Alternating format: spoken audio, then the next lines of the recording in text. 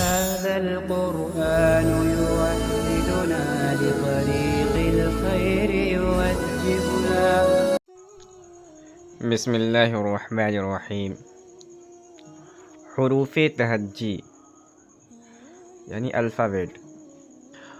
اردو زبان میں 36 حروف تہجی ہیں، نیچے دیے گئے ہیں. یہ اردو کے الفابیٹ ہیں: الف، بے، پے، تے، ٹے، سے، جیم، چے، ہے، خے، دال، ڈال،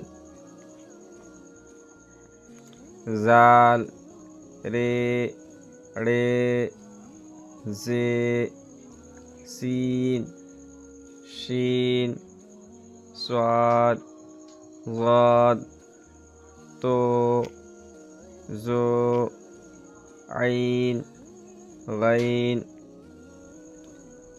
فے، قاف، کاف، گاف، لام، میم، نون، واو، ہے، حمزہ، یہ.